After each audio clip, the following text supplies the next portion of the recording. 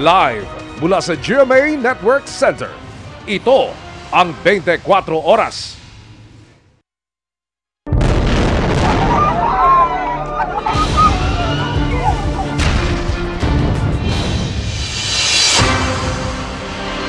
Magandang gabi po, Luzon, Visayas at Mindanao. Ligtas na sa Cairo, Egypt ang 40 Pinoy na nakalabas sa Gaza kagabi lang. Kabilang ang 2 buntis at 3 sanggol.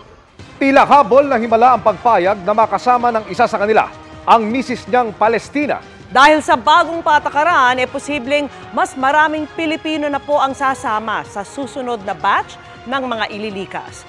Alamin kung kailan sa pagtutok po ni Rafi Tima. Lula ng bus na narentahan ng Philippine Embassy sa Egypt, pagod, puyat, pero masaya raw ang mga Pilipinong ito habang bumibiyahe patungong Cairo. Kasama rito si Minerva, OFW na 23 taon na nagtatrabaho sa Gaza. Sa dami raw ng pinagdaanan niyang gera, ngayon lang siya nagdesisyong lumikas. Sa kabuuan, 40 Pilipino ang nakalabas kabilang ang 19 na menor de edad, 3 sanggol at 2 buntis. Ang isa sa kanila si Asma, nakabuanan na niya ngayon. May 1 puntong humilab daw ang kanyang tiyan, pero maayos na raw ang kanyang kalagayan. Kailan lang daw muna niyang matiyak na kaya niyang lumipad pabalik ng Pilipinas. Bagamat masaya raw na malayo na sila sa panganib ng mga bomba, hindi naman maiwasang malungkot ng ilan. Isang Palestina naman ang pinayagang makalabas kasama ang kanyang asawang Pilipino at mga anak.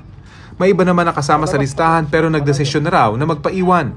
Tulad ng 4 na Pinoy, bagamat nais umalis ng Gaza, gusto namang manatili sa Egypt. Hindi ito pinapayagan ng Egypt dahil transit visa lamang ang kanilang ini-issue sa mga lilikas na dayuhan. Magdamag ang biyahe ng grupo kasama ang mismong ambassador ng Pilipinas sa Egypt na nanguna sa pagsalubong sa kanila sa Rafah border crossing. 3 oras silang tumagal sa Palestinian side ng border habang mahigit 10 oras sila sa Egypt side kung saan mariing binusisi ang kanilang mga dokumento. Madaling araw na silang nakaalis ng border crossing at magdamag na bumiyahe patungong Cairo. Sa ngayon, halos 100 pa ang bilang ng mga Pilipinong naiwan sa Gaza. Pero matapos ang balitang pinayagan ng isang Palestinian na lumabas kasama ang pamilya, marami sa mga may agam-agam nagdesisyon na raw na lumikas. Sa mga video na kuha sa Egypt side ng border crossing, maayos naman ang sitwasyon bagamat sadyang maraming tao. Bukas, sinasahang 49 na Pilipino at 11 Palestinian na asawa ng mga Pinoy ang kasama sa mga papayagang tumawid sa border crossing.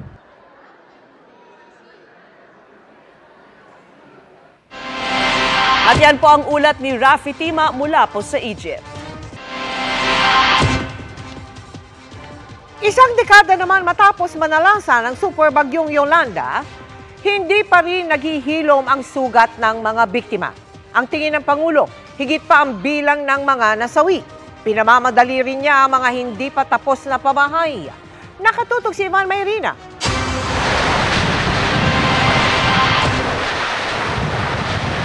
Sa lakas ng dalang hangin na mahigit 300 kilometers per hour. Ang bagsik ng Super Typhoon Yolanda ay tinuturing na isa sa pinakamalakas sa bagyo sa kasaysayan. Hinagupit nito ang Central at Eastern Visayas, pero isa sa pinakamatinding na puruhan, ang Tacloban. Ang mga storm surge o daluyong na dulot nito, singtakas ang gusali. Ang opisyal na tala, mahigit 6,000 namatay, 28,000 nasaktan at mahigit 1,000 ang nawawala. Sa pagunita ngayon ay ika-10 taong anibersaryo ng pananalasa ng bagyong Yolanda sa Tacloban. Muling iginiit ni Pangulong Bongbong Marcos ang paniwalang higit pa sa 6,000 ang pumanaw sa kalamidad. We must always keep a special place in our hearts for those who we lost, who are uncounted, who are unrecorded. So that up to now, we say 6,000 casualties. We do not know that for sure. We are certain that there were more, but for whatever reason, their deaths have not been recorded. Hanggang ngayon, nagpapatuloy ang trabaho para sa tuluyang pagbangon ng mga sinalanta. Kasama ng Pangulong Administrador ng National Housing Authority at ang kalihim ng Department of Human Settlements ay natasan niyang madaliin ang pagpapatayo ng pabahay at pamahagi ng titulo sa mga biktima ng bagyo. Dahil yung unang ginawang reconstruction ng mga bahay ay hindi pumasa kay Mayor Alfred. At sabi niya, hindi po pwedeng tirahan ito. Kaya't binalikan po natin. We went back and we made sure that the facilities that were being created are suitable for the families that lost their homes. And that is why they continue the recovery, the rehabilitation, the rebuilding still continues. Nagpasalamat din ang Pangulo sa international community at sa lahat ng tumulong sa rehabilitasyon ng mga sinalantang lugar. Maraming leksyong natutunan ng bansa at maging ang buong mundo sa naging karanasan ng Pilipinas sa Super Typhoon Yolanda. At sa lahat ng pulisya ng gobyerno ayon sa Pangulo, dapat daw isaalang-alang ang epekto ng climate change. Nasa Pilipinas ngayon si UN Special Rapporteur on Climate Change and Human Rights si Dr. Ian Fry sa imbitasyon ng Climate Change Commission. Nakikita niya na kahit we are small contributor, we bear the biggest brunt of climate change, and it to us becomes an issue of climate justice and equity. Dahil dapat gawin din ng ibang mga pamahalaan sa mundo ang nararapat nilang gawin. Para sa GMA Integrated News, Ivan Mayrina, nakatutok, 24 oras. Kasunod ng pagkakatanggal kay Congresswoman Gloria Macapagal Arroyo bilang Deputy Speaker ng Kamara, may pumunang may lamat na ang unit team. Itinanggi naman yan ng ilan sa mayorya. Nakatutok si Jonathan Andal. Tingin natin yung unit team ay meron ng lamat. Yan ang puna ng minorya kasunod ng pagtanggal ng mayorya ng Kamara sa pagiging Deputy Speakers ni Pampanga Representative Gloria Macapagal Arroyo at Davao City Representative Isidro Ungab. Ang dalawa kasi na parehong kaalyado ng mga Duterte hindi pumirma sa resolusyong sumusuporta kay Speaker Martin Romualdez na pumalag kamakailan sa banat ni dating Pangulong Rodrigo Duterte na bulok ang Kamara. Dahil dito dun sa mga posisyon, sa iba't ibang mga issue, lalong-lalo na itong confidential funds. Pero paniwala ng isang miyembro ng mayorya at kaalyado ni Arroyo at Duterte, solid pa rin ang unit team. Mukhang the status quo is robust, solid and vigorous. Wala namang tumawag sa akin para suportahan siya. Kahit sino. Wala akong naririnig na sa South Lounge, wala man na pag-uusapan tungkol doon. Wala rin nakikitang hatian ng alyansa sa Kamara ang majority leader. Wala raw kinalaman sa susunod na presidential elections ang mga nangyayari. So we're not thinking about 2028.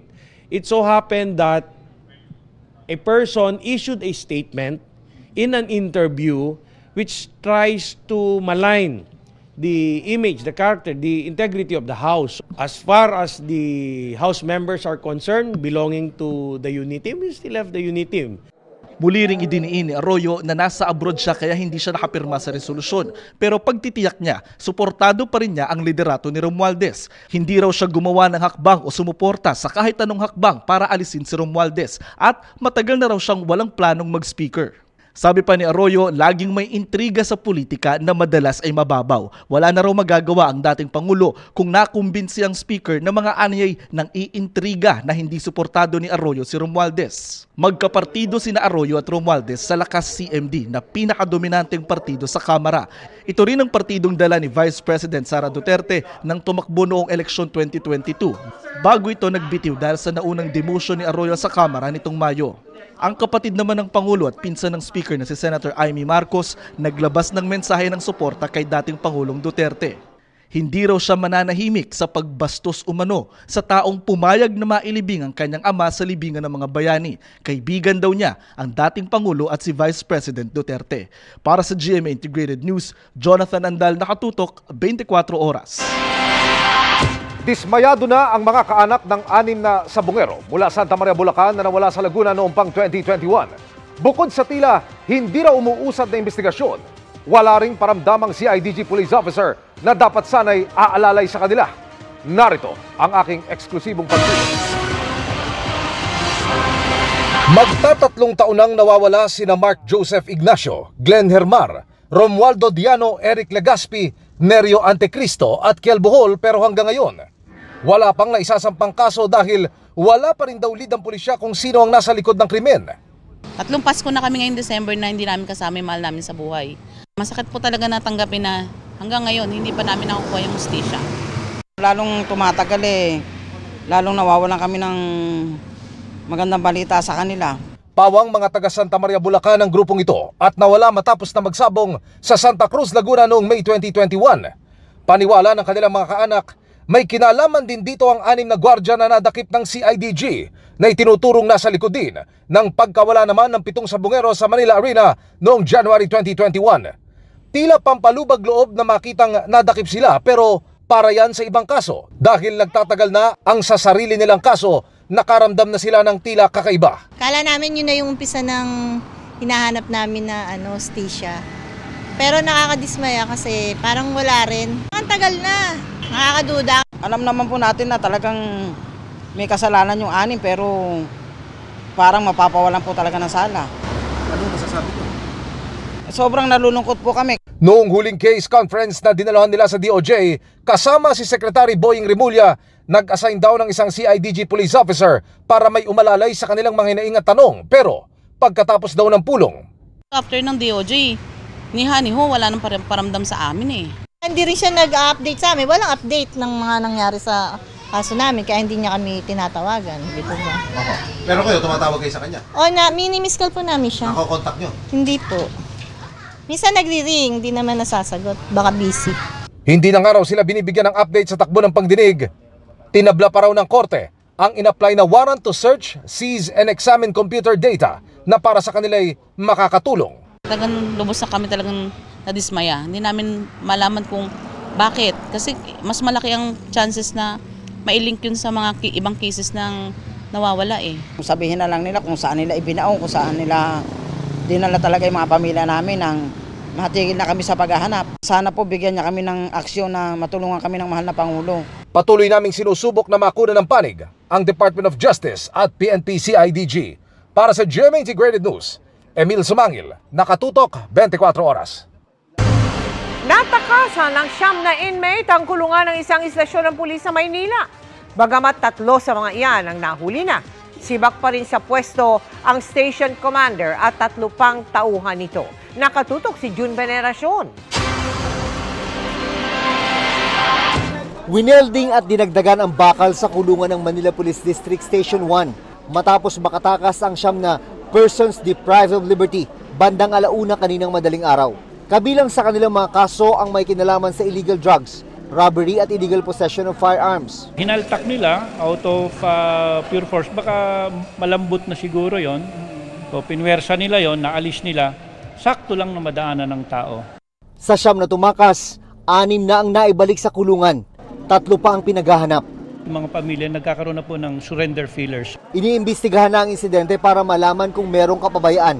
Halos katabi lang daw kasi ng pwesto ng desk officer ang kulungan. Meron ding mga CCTV camera, pero wala nakamonitor na may mga tumatakas na pala. Administratively relieve muna yung station commander, the deputy, the duty officer, and the other duties during that time that it happened. Nasa 100 na nakakulong sa custodial facility. Dahil sa pagtakas sa ilang persons deprived of liberty, suspindido muna ngayon ang dalaw sa jail facility ng Manila Police District Station 1. Hindi pa malinaw sa ngayon kung kailan papayagan muli mabisita ng mga kaanak ang mga nakakulong nilang mahal sa buhay. Sir, sana po, yung dalaw po namin, makausap namin, sir. Kasi naikpitan po kami sa dalaw. Damay-damay. Sana kung sino lang yung may kasalanan, yun lang ang anuhin nila. Mamaya lahat sila doon, madamay. Para sa GMA Integrated News, June Veneracion, Nakatutok, 24 Oras. Mga kapuso, good news sa mga mahilig magtagaytay road trip. Mas mabilis na ang biyahe sa binuksang bahagi ng Cavite-Laguna Expressway. Tila maagang pamaskurin dahil wala pang bayad ang pagdaan doon sa ngayon. Nakatutok si Marie Zumali. Paboritong pasyala ng marami ang Tagaytay dahil sa lapit nito sa Metro Manila. Pero bago makarating rito, aabutin ng siyam-siyam ang mga naiipit sa traffic. Kaya good news ang kabubukas lang na 4 na kilometrong bahagi ng Calax o Cavite-Laguna Expressway. With the latest exit, it will only be 15 minutes to 30 minutes to Tagaytay. It will decongest the traffic from Santa Rosa, that area of Nuvali, also. Totoo raw, ayon sa pamilya ni Michelle na namamasyal sa Tagaytay. Mas bumili siya, mas lumapit po yung Tagaytay. Tapos hindi na po na-stress. Sino namin nararanasan yung traffic para makarating dito. Ang travel time talagang na-short, na short. Wala pang traffic, ang bilis makarating sa yun, summer dito, like sa Tagaytay. Pero ang tila mas maganda at maagang pamasko sa mga daraan sa bagong bukas na portion. Itong bagong portion natin ay libre pa sa ngayon. Until when ito magiging libre, ma'am? Wala pa tayong date, Mariz. Actually, mag-aantay pa tayo ng advice ng Toll Regulatory Board. Nakakapahinga po kami ng maaga. Please po, pakilibre na po for the whole year. Hanggang katapusan na lang po ng taon, Christmas gift. Tinatayang aabot sa 5,000 motorista ang madaragdag. Sa karaniwan, 28,000 na motorista ang bumabaybay dito sa Calax araw-araw sa pagbubukas ng bahagi na silang Aguinaldo. At simula pa lang daw ito ng kabuang 45-kilometer stretch ng Calax na aabot pa ng Dasmariñas, General Trias, Imus, Kawit hanggang Cavitex na inaasa matatapos sa 2024 hanggang 2025. Para sa GMA Integrated News, Mariz Umali, nakatutok, 24 oras. Magandang gabi mga kapuso! Kamusta ho ang midweek ninyo? Patuloy na maging handa lalo na ngayon na may bagong low pressure area na nabuo sa loob ng Philippine Area of Responsibility. Huling namataan ang LPA sa layong 185 kilometers kanluran ng Dipolog City, Zamboanga del Norte. Sabi ng Pag-asa, mababa naman ang tsansa nitong maging bagyo at posibleng mag-dissipate o mawala rin to sa mga susunod na araw. Pero patuloy pa rin ho nating tututukan yan for updates. Sa ngayon, ramdam na ang epekto ng LPA sa ilang bahagi ng bansa, lalo na sa Visayas at sa Mindanao. Bukod dyan, meron ding shear line na nabuo dahil sa pagsasalubong ng amihan at ng easterlies. Base sa rainfall forecast ng Metro Weather, umaga bukas may pag-ulan na sa Sulu Archipelago at Zamboanga Peninsula. Pagsapit ng hapon, uulanin na rin ang iba pang bahagi ng Mindanao tulad ho ng Northern Mindanao, Soc-Sargen at Davao Region. May matitinding ulan na inaasahan dahil sa LPA na malapit sa landmass kaya maging alerto po sa banta ng baha o pagguho ng lupa. Kalat-kalat na ulan naman ang mararanasan sa Visayas kasama ho dyan ang ilang bahagi ng Panay Island, Negros Provinces, Cebu, pati ang Samar at Leyte Provinces. Sa Luzon, may pag-ulan din bukas ng umaga. Magsisimula ho yan dito sa Mindoro at Palawan. Magtutuloy-tuloy yan hanggang sa hapon at posibleng may ulan na rin sa Aurora, Quezon at Isabela. Sa Metro Manila, magdala pa rin ho ng payong at mag-monitor kung may thunderstorm advisory dahil may tsansa pa rin ng ulan lalo na ho sa hapon at sa gabi. Yan lang ho muna ang latest sa lagay ng panahon. Ako po si Maureen Shrivers para sa GMA Integrated News Weather Center. Kami ang inyong maasahan, anuman ang panahon. Thanks, Maureen. Samantala, nalubog sa baha ang ilang bahagi ng Iligan City. Halos hanggang dibdib ang taas ng tubig sa ilang lugar kasunod ng matinding buhos ng ulan kagabi. Ang ilang residente ay natrap sa kanilang bahay kaya kinailangan ng i-rescue. Pansamantala muna silang dinala sa evacuation center. Mistulang ilog naman ang mga kalsada kaya stranded ang ilang motorista. Ayon po sa Pag-asa, ang mga pag-ulang nagpabaha sa ilang bahagi ng Mindanao ay dulot ng easterlies.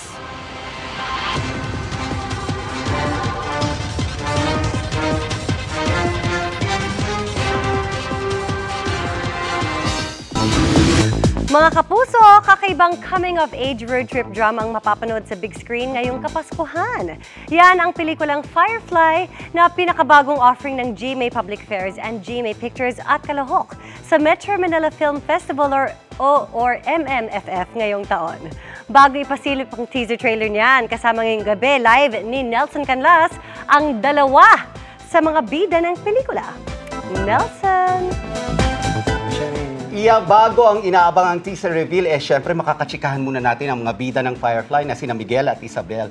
Miguel, Isabel, I'm very excited for you guys dahil ito ang kauna-unahan yung Metro Manila Film Fest entry na as a love team, Yes. First movie mo. Opo, yes. Super Pero teka exciting. muna, bago ang lahat, syempre, anong kaibahan itong pelikulang to? At saka anong mga roles ninyo dito? Well, tulad nga po ng sinabi ni Miss Iya, it's a coming-of-age adventure film na for all ages po talaga. And this is starring Ewan Micael po as Tonton. And yung journey po niya papunta sa isla ng Alitaptap.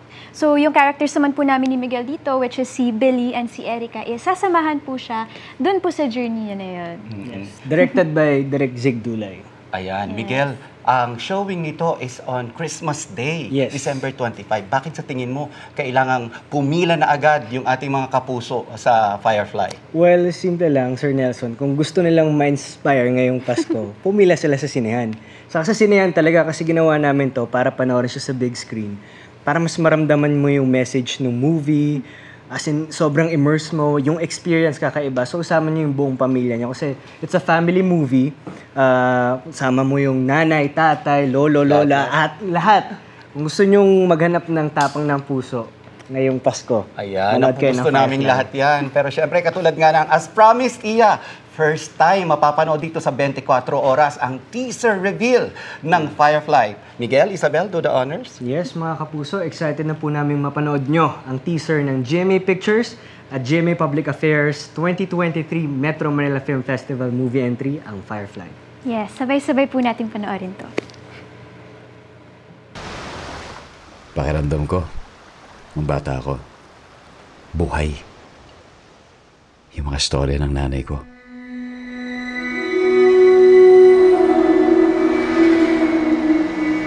Tandaan mo, Ton, pag nakarating ka sa isla ng mga alitaptap, matutupad ang hiling mo.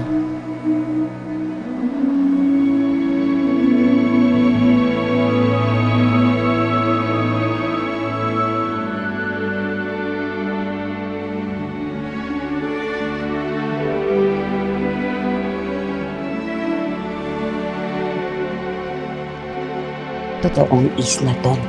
Hanapin natin, Nay. Maswerte ka. Kabisado ko pa yung mapa hanggang ngayon. Hinanap ko yung isla.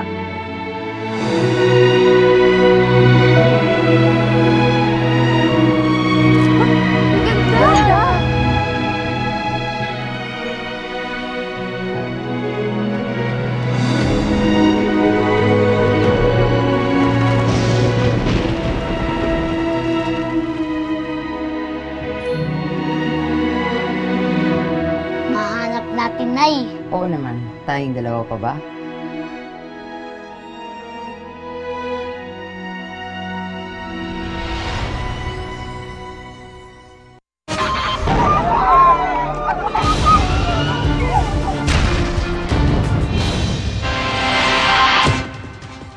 Live na update po tayo kaugnay ng mga Pilipinong nakaalis na ng Gaza. Nakasama na sila ni Rafi Tima sa Cairo, sa Egypt. Rafi? Mel, sinalubungan natin itong ating mga kababayan na galing dyan sa may Rafah border crossing sa Islaimiyya, pagtawid nila ng Suez Canal. At kwento nila sa akin ay talaga napakahirap nung kanilang pinagdaanan. Yung kanilang paghihintay pa lamang ay napakahirap na. At yung paglusot nila dito sa border crossing ay napakahirap pa rin, napakatagal nila naghintay. Kung kaya't nung nasa bus sila, kita mo talaga yung pagod sa kanilang mukha, yung puyat. Pero natutuwa sila na nakaalis na sila sa Gaza, pero marami sa kanila ay nagpahayag na nalulungkot din na iniwan nila yung kanilang mga kaanak dyan sa Gaza. Yun namang buntis, Mel, na narito at 9 months pregnant, ay kinailangan munang ipa-check up para siguruhing kaya niyang lumipad patungo dyan sa Pilipinas at merong doctor's order na pwede siyang lumipad.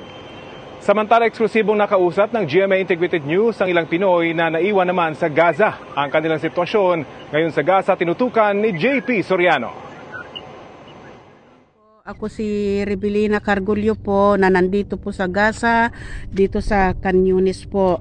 Ito po, nandito kami. Makikita naman po ninyo, wala kaming sasakyan, walang kuryente, walang mabiling pagkain.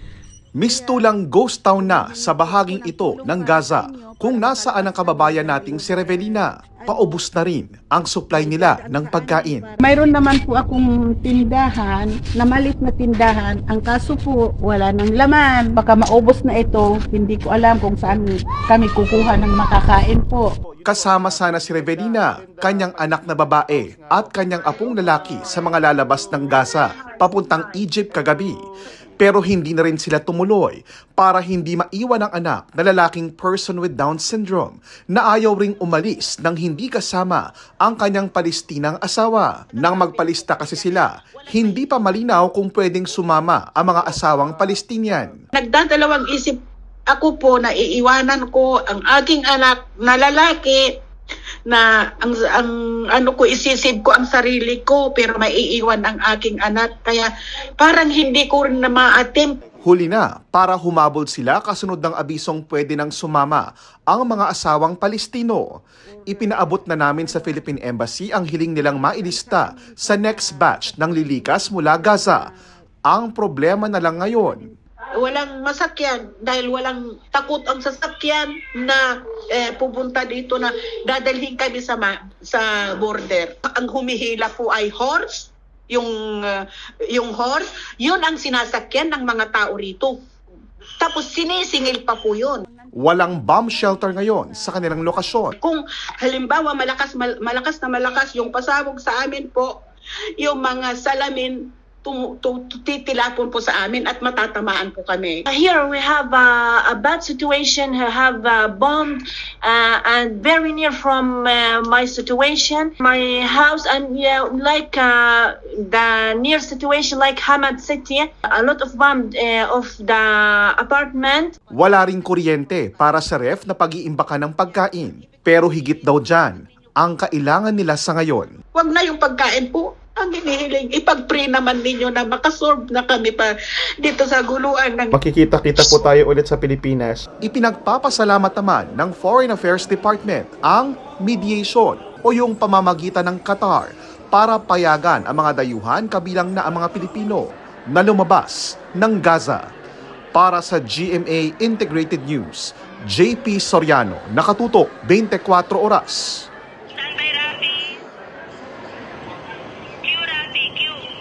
Mel, sa halos na 2 oras nating biyahe mula sa Islamia patungo dito sa Cairo ay napakaraming ikinuwento yung ating mga kababayan. Pero isa sa kanilang mga iginigit ay pagpapasalamat sa lahat ng gumawa ng paraan para sila ay makarating dito sa Cairo at makalabas dyan naman sa Gaza. Ayon sa kanila, kung hindi yung sa mga nag-effort na ito mula sa Embahada ng Pilipinas dyan sa Jordan hanggang sa Embahada ng Pilipinas dito sa Cairo, ay mananatili pa rin sila sa napakadelikadong lugar dyan sa Gaza. Gayunpaman, lahat sila halos ay gusto pa rin bumalik sa Gaza kapag naging normal na yung sitwasyon. At yan pa rin ang latest mula dito sa Cairo. Mel? Maraming salamat sa iyo, Rafi Tima. At ngayon ang ika-10 anibersaryo ng panalalasan ng Super Bagyong Yolanda, alamin natin kung ano na ba ang lagay ng mga programa para sa mga biktima. Suriin din natin kung napipigil ba ang mga kondisyong nagdulot para marami ang masawi sa bagyo. Ang special report, tinutukan ni Chino Gaston.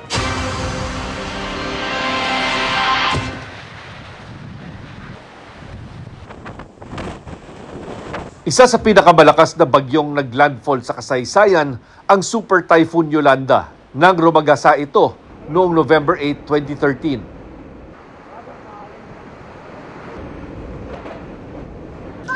Base sa pag-aaral, hindi hangin o malakas na ulan na dala ng bagyo ang sinasabing sumira sa mga estruktura o kumitil sa buhay ng libo-libong residente, kundi ang storm surge o daluyong ng dagat. Ito yung pagraragasa ng tubig dagat papunta sa lupa na itinulak ng napakalakas na hangin ng bagyo.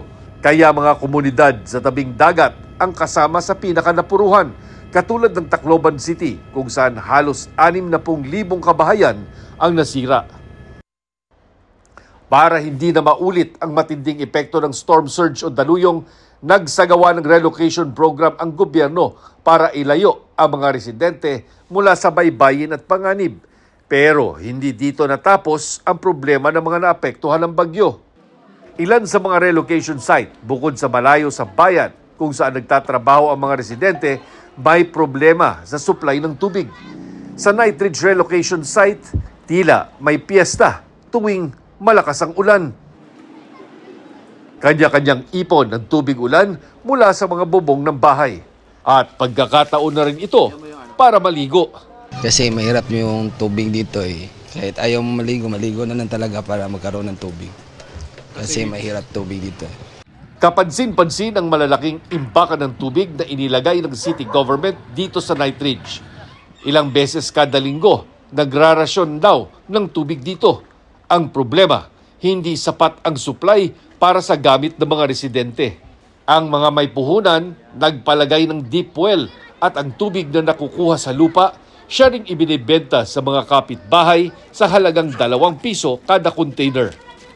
Simula nang lumipat ang mga residente, hindi natupad ang pangakong may dadaloy na tubig sa kanilang mga gripo. Hindi sapat dahil yung isang linggo, 3-4 na pag-deliver nila. Maraming gumagamit. Abos kaagad. Isang araw lang, minsan hindi pa nga kakasya. Paliwanag ng Local Water Utilities Administration na bigyan naman ng water connection ang mga naunang housing units. Pero dahil nadagdagan ang mga proyektong pabahay, naging hamon ng mas maraming pagkukunan ng tubig. Ang ginawa po natin dito ay nabigyan din po tayo ng pondo. Nagbigay po tayo ng pondo sa mga LGU na sila na po mismo ang mag-i-implement ng mga patubig sa kanilang mga respective LGUs para po ang kanilang mga housing units ay magkaroon na po ng mga patubig. Ang problema sa tubig at ang layo ng relokasyon mula sa bayan ang naging dahilan kaya hindi lahat ng bahay sa mga relocation sites ay tinitirhan ng mga benepisyaryo.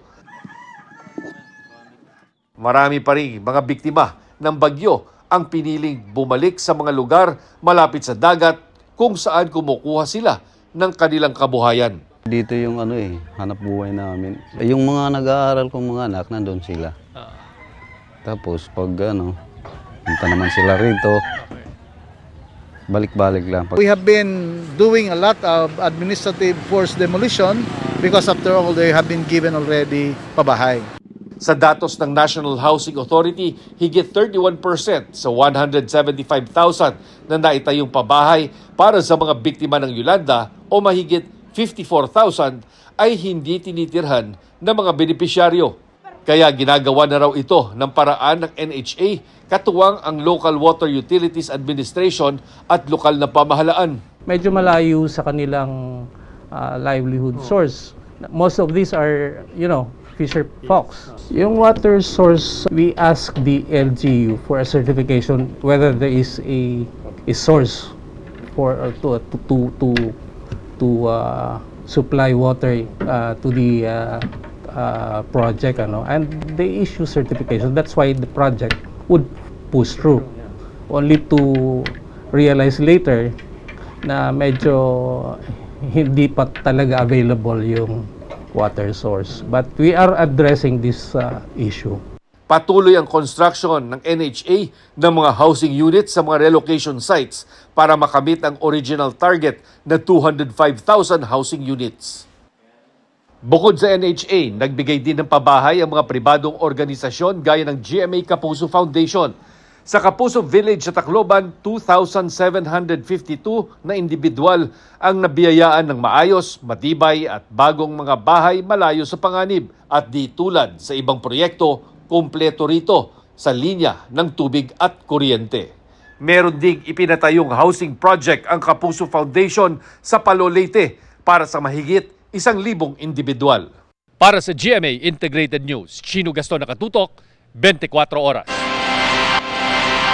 Hindi lang feeling Pasko, kundi tunog Pasko na rin sa BGC. Ang pag-iilaw kasi ng giant Christmas tree doon may bonus na Christmas carols. Live mula roon, nakatutok si Oscar Oida. Oscar? Yes, Mel, gaya na sinabi mo, Christmas na rin ang feeling dito sa BGC. Ito yung matapos nilang ipakita kanina ang kanilang giant Christmas tree para sa taong ito. Pasado 7:00 ng gabi nang i-unbox at sindihan ang mga ilaw ng kanilang Christmas tree dito sa may 7th Avenue sa may Taguig sa BGC. Ang malahiganting Christmas tree na napapalamutian ng samut-saring mga dekorasyon at kumukuti-kutitap na mga ilaw, sumisimbolo umano sa spirit ng syudad para sa holiday season na may natatanging kinang na nangaanyaya sa publiko na makipasko sa kanila. Siyempre, ang pailaw, sinabayan pa ng nakakahumaling na tugtog ng drum and lyre exhibition. At lalo pang na-feel ang himig ng Pasko nang umawit na ang award-winning vocal group na Pinopela. Tampok siyempre ang mga pinakapaboritong mga Christmas songs.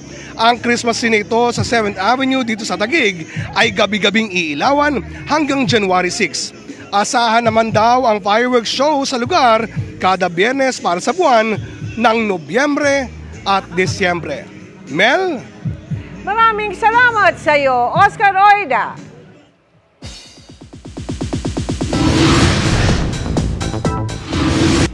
One big memorable reunion ang naganap sa It's Showtime nang magsama-sama roon ang 2005 original cast ng Encantadia. E may reunion din kaya sa upcoming series na Encantadia Chronicles Sangre? Ang good news ni Direk Mark Reyes, ito chika ni Aubrey Carampel.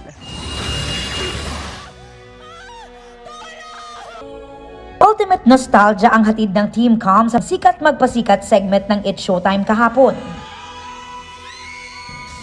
Dahil ang OG Sangres ng 2005 muling na kompleto in one frame pero kung marami ang napa-throwback. Ganon din ang mga excited at looking forward na sa bagong henerasyon ng Sangre na sina Terra, Flamara, Dea at Adamus, ang kauna-unahang lalaking Sangre at tagapangalaga ng Brilyante. From 2005 Sangres to 2016. Nagsama-sama na rin sina Bianca Umali, Faith De Silva, Kelvin Miranda at Angel Guardian sa story conference ng pinakamalaking kapuso telefantasya na Encantadia Chronicles Sangre. Sa unang pagkakataon, sinubukan din nila ang classic movement para palabasin ang mga Brilyante sa kanilang kamay. At lahat sila na goosebumps at naging emotional. It's not just a show. It's a franchise and hindi lang to dito sa Pilipinas, sa buong mundo. Maraming mga taong nagmamahal sa Encantadia. It's such a big responsibility for everyone kasi this is not a remake of Encantadia. It's a sequel at yung mga karakter ay minahal talaga ng mga tao. Since kailangan kong aralin yung backbone kung saan kami nagmula, kailangan ko talaga siyang panoorin ulit. Nabawasan na yung pag-iisip ko. Now, na mas alam ko na yung character ko, mas may idea na ako sa dapat ko pang pagfokusan. Pero di lang ang bagong Sangres. Ipinakilala na rin ang mahigpit nilang makakalaban na si Kera Mitena, ang Ice Queen mula sa Mini Ave na gagampanan ni Rian Ramos. It's nice to come back sa ganitong genre at sobrang excited din ako to start training. Kasi bihira lang din ako nakakagawa ng kahit anong action. Ipinakilala na rin ang ibang cast members gaya ni Enrique Davao, Sherilyn Reyes, Bianca Manalo at iba pang Sparkle Stars. Present sa StoryCon si GMA Network Incorporated Senior Vice President Attorney Annette Gozon Valdez, Senior Vice President for Entertainment Group Lilibet Razonable, ilan pang executives, pati ang maker at head writer ng Encantadia na si Suzette Doctolero at ang direktor na si Mark Reyes na may good news. We're very excited with the new cast and of course the old cast is also joining us, so it's a really big show, it's a really big production. Isa raw sa magbabalik na yan si Glyza De Castro, nagagampan ng muli ang role ni Perena. Talagang naramdam ko na po ang pagiging Ashley ko. Aubrey Carampel, updated sa showbiz happenings. And that's my chika this Wednesday night. Ako po si Iya Arellano. Miss Vicky. Thanks, Iya. Ayan, pwede na namang magpuyat sa Christmas shopping dahil uso na naman ang maraming night market tulad po sa Green Hills. At nakatutok live si Jamie Santos. Jamie! Vicky, looking for that perfect gift para sa inyong mga mahal sa buhay ngayong Pasko? Baka dito na sa Green Hills Night Market nyo mahanap ang regalong yan. Bitbitin nyo na ang inyong mga listahan ng bibilhan ng regalo dahil ngayon pa lang pwede nang simula ng pamimili. Bukas na kasi ang Green Hills Night Market dito sa San Juan. Dagdag sa Christmas vibes ngayong gabi ang handog na awitin ng choir at ang light dance. Mas pinaningning pa ang gabi sa pagpapailaw ng mga kumukutitap at makukulay na pailaw sa G-Strip parking ng Green Hills. At ilang minutong fireworks display. Ilang bata rin mula sa White Cross Orphanage ang hahandugan ng early Christmas gift. Sa mga nagsisimula pa lang maglagay ng Christmas decor sa kanilang mga bahay, maraming mapipiling decor dito. Mula sa mga kapis-made na parol, iba't ibang uri at size ng Santa Claus at Christmas tree. Samot-saring paninda ang makikita rito sa night market, mula sa damit, laruan, name it, they have it. Sakaling magutom sa pag-Christmas shopping, no problem. Iba't ibang food stall ang mapagpipilian. Kung may kasamang mga bata, no worries din dahil hindi sila maiinip sa inyong pamimili. May iba't ibang rides kasi dito na pwede nilang ma-enjoy. Vicky, ngayong mas tumitindi ang traffic sa mga kalsada, mas mainam daw na pumunta muna rito para mag-shopping at magpalipas oras dahil bukas ang Green Hills Night Market hanggang 11 p.m. At yan ang latest mula dito sa Green Hills San Juan. Balik sa iyo, Vicky. Maraming salamat sa iyo, Jamie Santos. At yan ang mga balita ngayong Miyerkules. Ako po si Mel Tiangco. Mga kapuso, 47 days na lang, Pasko na. Ako naman po si Vicky Morales para sa mas malaking misyon. Para sa mas malawak na paglilingkod sa bayan, ako po si Emil Sumangyo. Mula sa GMA Integrated News, ang News Authority ng Pilipino. Nakatuto kami 24 oras. Mga kapuso, kimportante ang may alam. Mag-subscribe sa GMA Integrated News sa YouTube. Para sa mga kapuso abroad, bisitahin ang GMA Pinoy TV at www.gmanews.tv.